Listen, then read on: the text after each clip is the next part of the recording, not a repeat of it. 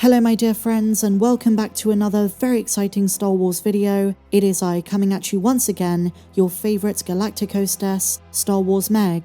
The final trailer for Andor Season 2 was just released, and we have some insane, enormous reveals. Most of the footage is stuff we've already seen before in the first teaser trailer, but the new reveals need to be broken down, so no more jibber jabber, let's dive straight into it. Right from the word go, this trailer has a very different vibe. They've not gone for a popular song, they've gone with more of a Star Wars drama feel. The recurring Death Star alarm is very welcome and is super haunting. We get more of an expansive view of Coruscant, Dedra, Meero, Krennic, and the ISB headquarters, but also the Imperial Senate. Mon Mothma on the verge of tears, mortified. The Ghorman Massacre is about to happen, her pleas to the Senate are falling on deaf ears, and she is about to walk away, not just from the Senate, but from everything she knows. And that oomph, the sense of desperation, and like I said, urgency, can really be felt in this trailer. Season 1 was known for great monologues, whether it was Nemik's manifesto,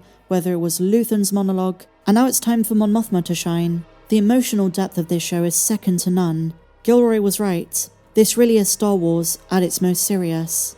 Then we have Luthen briefing Cassian on a different kind of mission. Now we know Luthen is going to play a very interesting role in the Ghorman Massacre. He's an accelerationist, and it's paradoxical because he's going to cause disruption during the massacre. He's actually going to be part of framing the Empire and making them look worse. This is something Tony Gilroy admitted a couple of days ago.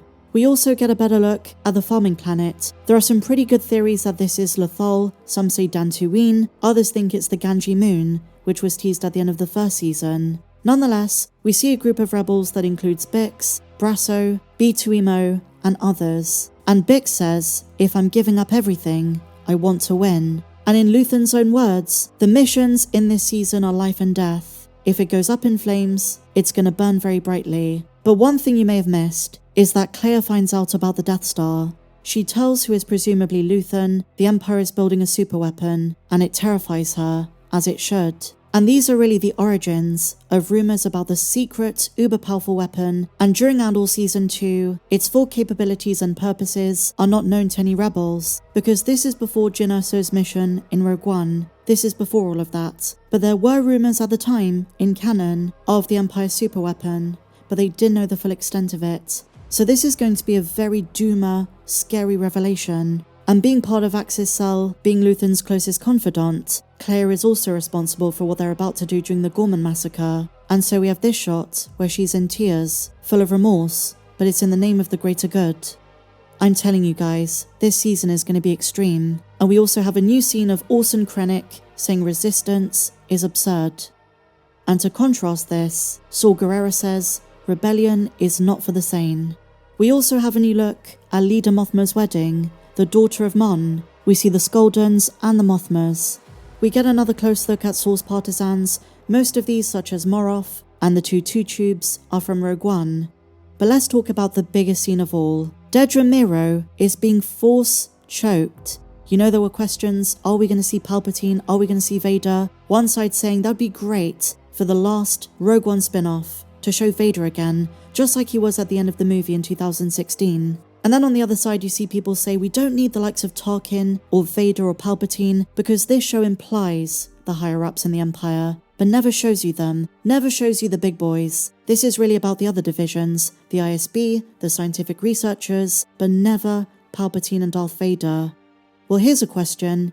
Who in the frick is force choking Dedra? Could you imagine if this was Luthen and he was hiding his force abilities or something? I don't think so. This screams Vader. And I think they're going to really save that surprise for the show itself. I know we're probably going to get some more TV spots, but if there is a big cameo, and if it fits, because remember guys, Tony Gilroy said, nothing is done for the sake of fan service, then it has to be for very good reason. But here you see Dedra Meero being force choked. But some do say maybe Dedra Meero is being poisoned. That is definitely another possibility. Are they doing a fake out? Are they trying to make us think there's Darth Vader? And it just ends up being the case that maybe Krennic poisons her. But we've seen this face before, dating all the way back to A New Hope. That is very much Darth Vader's signature. And the other day, Tony Gilroy spoke about Dedra Meero's role. There is more romance between Cyril and Dedra, but she's working her way up the ranks. And I have a feeling she's going to fall out with Krennic and Krennic reports her. For whatever reason, they feel as though she's messed up. And could you imagine if her fate is at the hands of Vader choking her? That would be a really epic death, not gonna lie. And remember what the Grand Inquisitor said. There are some fates worse than death. If you have to confront Lord Vader. I've seen Dedra Meero give stink face, but I've never seen her look so terrified. And I wonder, is Darth Vader in front of her? Is this a force choke she doesn't expect? And I don't know if you guys caught this, but Mon Mothma declares to the Senate, the monster will come for us all. There's a double, maybe triple meaning here, because she's obviously talking about the Empire as a machine. The monster that is the Empire. It's why, to an extent, it's kind of better if they don't show us Palpatine or Vader, because the Empire gets to be this larger-than-life entity that presses down on you through the work of its underlings, never as a physical entity that confronts you itself, but in other ways, an oppressive system. But on the other hand, the monster is Palpatine himself. He is the embodiment of the Empire. Everything is because of his doing. He is the most soulless, inhumane monster that rules the galaxy. He is the disease that Marva spoke about. She said there is a wound that won't heal at the center of the galaxy. There is a darkness reaching like rust into everything around us. Palpatine is the monster.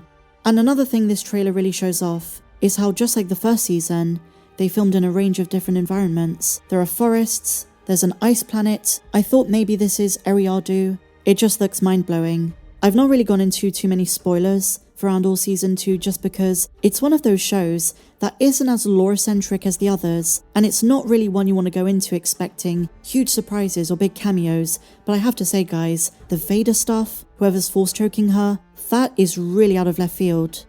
And the new trailer ends with the wonderful line, "Welcome to the rebellion." Two sides, both desperate in their own ways, both under a lot of pressure, both the ISB and the growing rebellion. This is going to be amazing, guys. We also have some fantastic new artwork, and this encapsulates both sides. On the left you have Cassian, Bix, Luthen, Clea, Mon Mothma, Saw Gerrera, K2SO, Cinta, Melshi, and Yavin 4 in the background. And what's really cool about this is you're seeing all of these characters in different outfits to what we've seen so far. On the right you have the Empire, and I'm loving Dedra's attire. They're also showing this guy, this Imperial who appeared in the special look, and I've seen a very interesting fan theory that he is a young Valen Hess from The Mandalorian Season 2, the guy who talks about Operation Cinder further down the timeline. It'd be amazing to get his backstory, but played by a different actor, not Richard Brake. What do you guys think of all of this? Do you think we're going to see Darth Vader?